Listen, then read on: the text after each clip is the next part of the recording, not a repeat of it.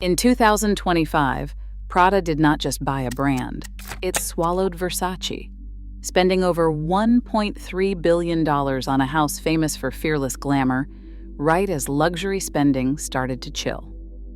But here is what keeps Milan's boardrooms up at night. Nobody expected Versace to be rescued by Prada, the world's most disciplined label.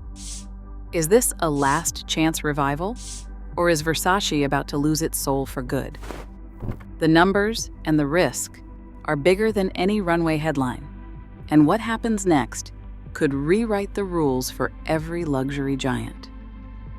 On April 10, 2025, Prada Group announced a definitive agreement to acquire Versace from Capri Holdings. The deal covered 100% of Versace ownership, setting the enterprise value at €1.25 billion, about $1.375 billion at the exchange rate on signing. Both company boards approved the terms.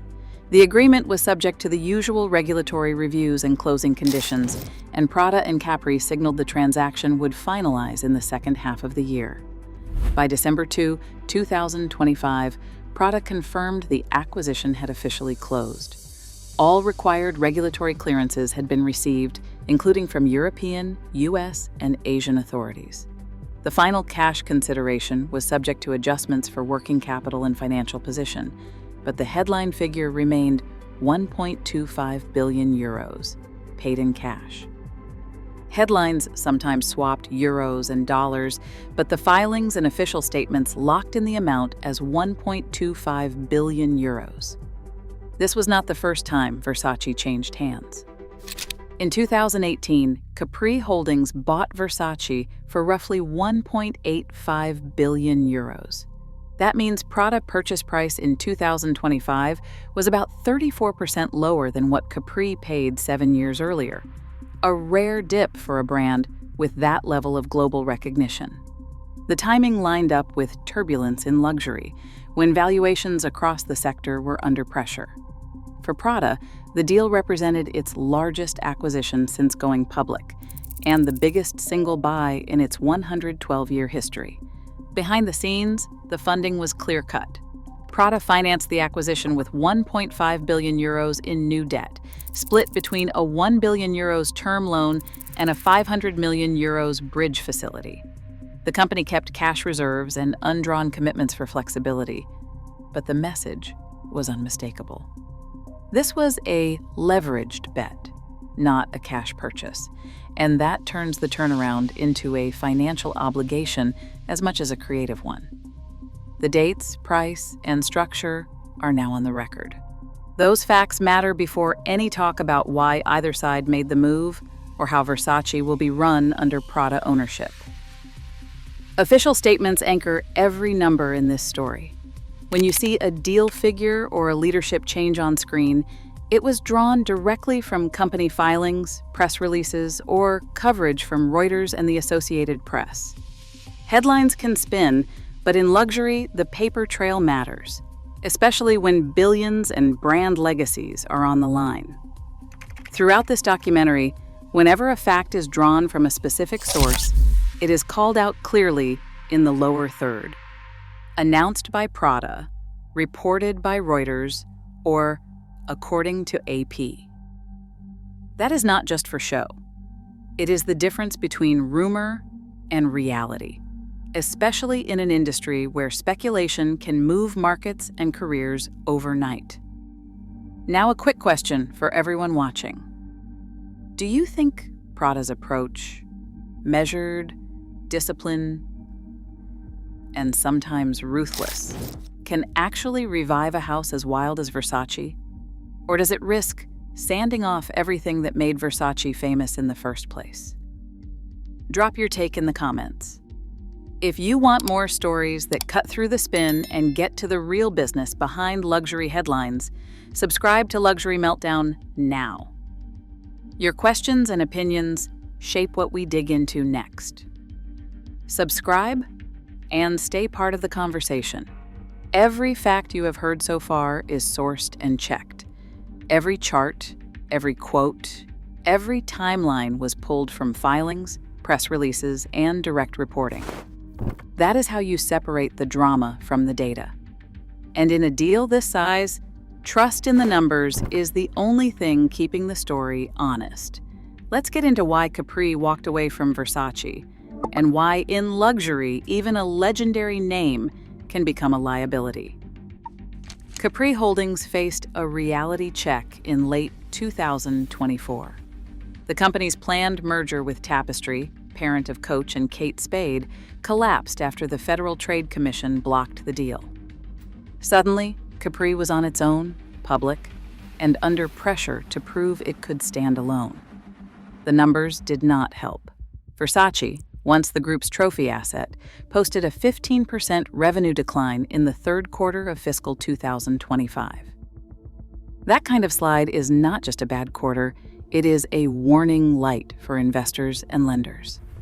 With its stock price battered and debt weighing on the balance sheet, Capri's strategy shifted from expansion to survival. Management's message was blunt: simplify the portfolio, cut risk, and raise cash. Selling Versace was not about giving up on luxury, it was about protecting what was left. The proceeds would go straight to debt reduction and new investment in Michael Kors and Jimmy Choo, the brands Capri believed it could still grow. Capri's public filings and press releases made it clear this was a forced move, not a luxury of choice.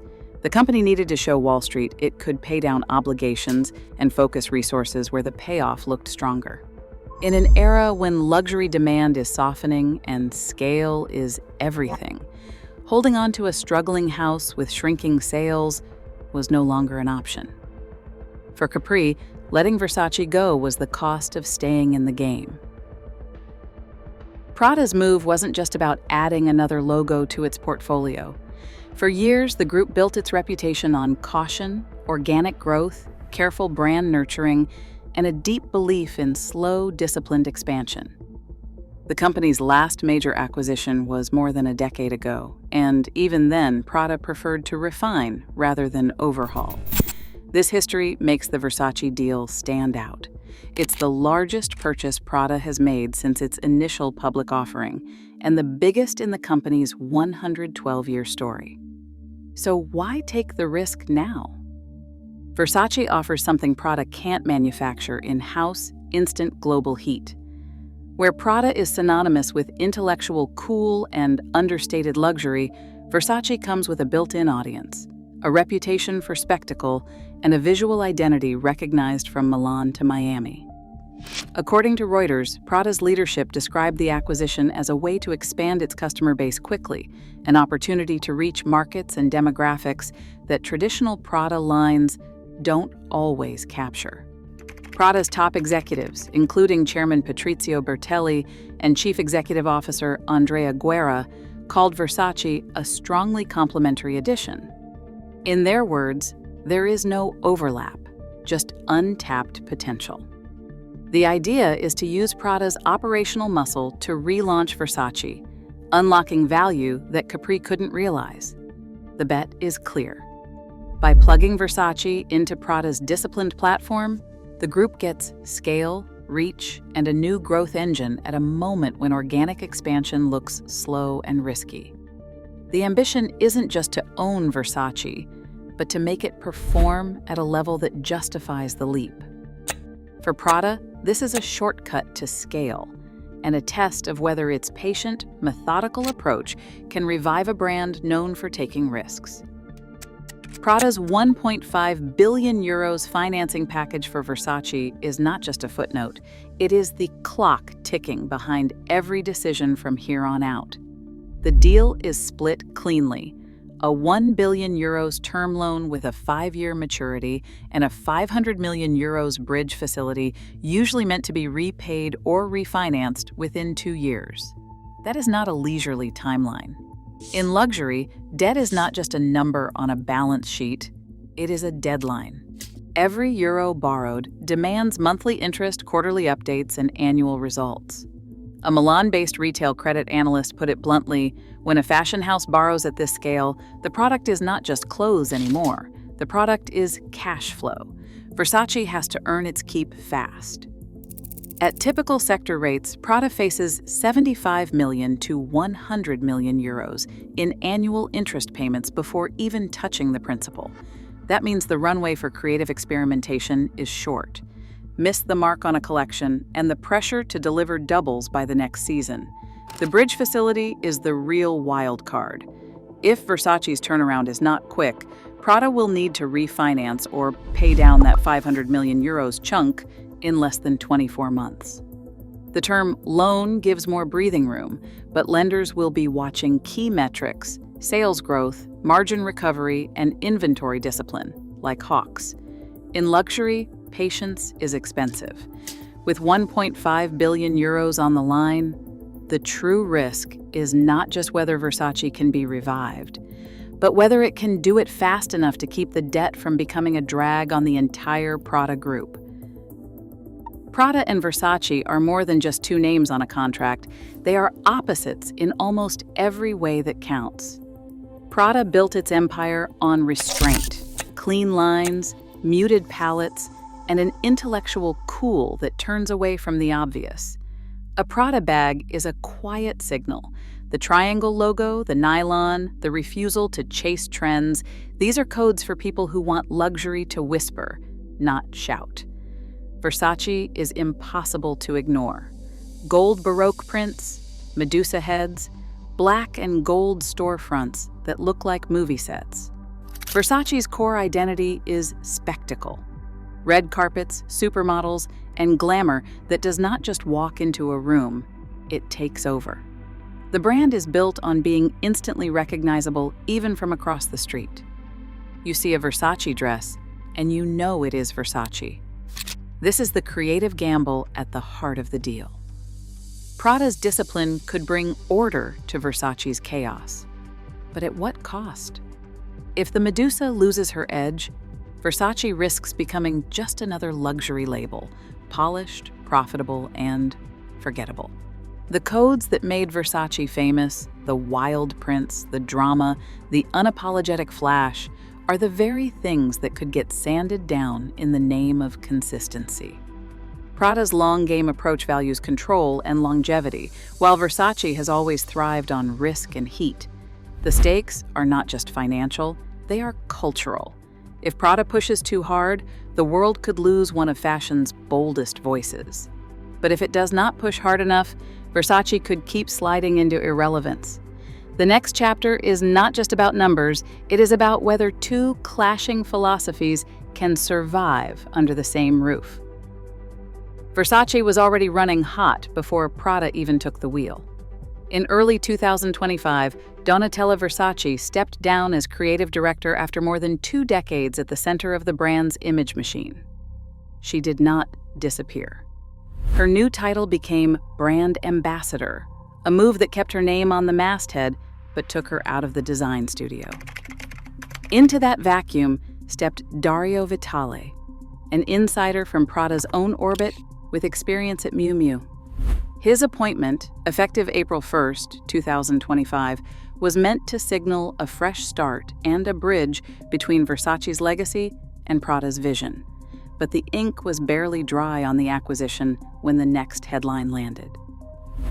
In December 2025, just after Prada's deal closed, the Associated Press reported Vitale's abrupt exit as creative director. No successor was named. The creative seat at Versace, for the first time in decades, sat empty right as the brand was supposed to be relaunching under new ownership. This is not just a personnel shuffle, it is a warning sign. Creative leadership at a luxury house is not window dressing, it is the engine. When it stalls, everything else is at risk. The product pipeline, runway momentum, even the brand's voice in the market. With Donatella out, Vitale gone, and no immediate replacement, Versace's direction became a live question. For Prada, the turnaround is not happening on a clean slate. It is happening on a moving train, with the controls up for grabs and the clock ticking on both creative and financial deadlines. Prada's operational playbook starts with product. The first move is cutting through the noise, reducing the number of seasonal collections, and recentering Versace around its most recognizable codes: the Medusa head, Baroque prints, and the black and gold palette. In the past, Prada has trimmed stock-keeping units by up to 30% when integrating new lines, forcing focus and clarity.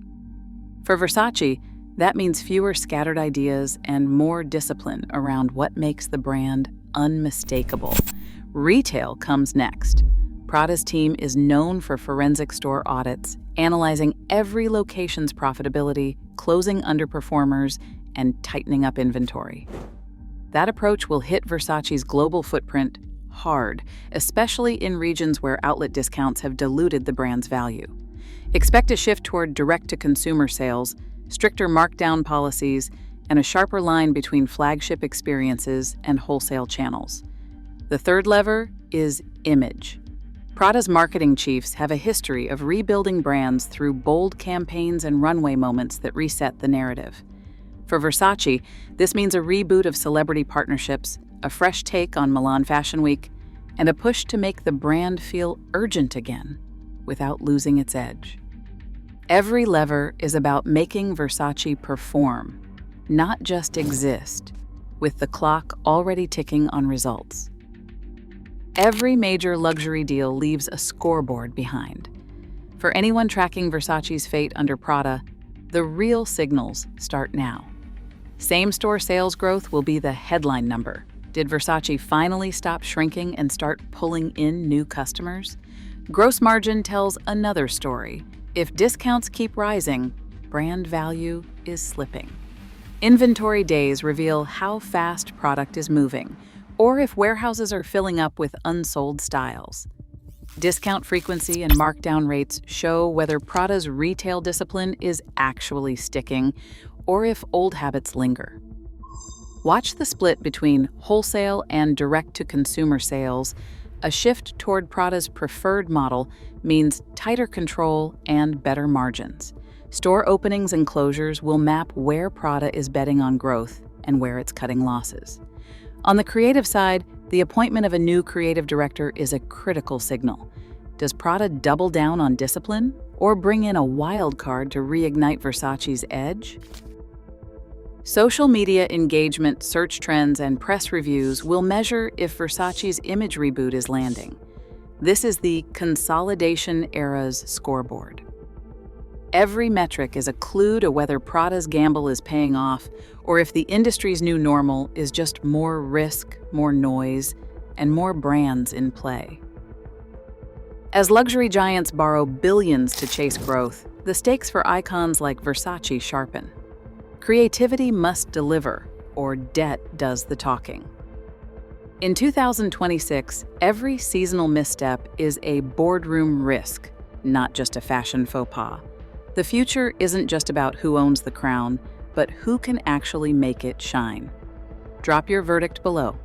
What's next for Italian luxury power?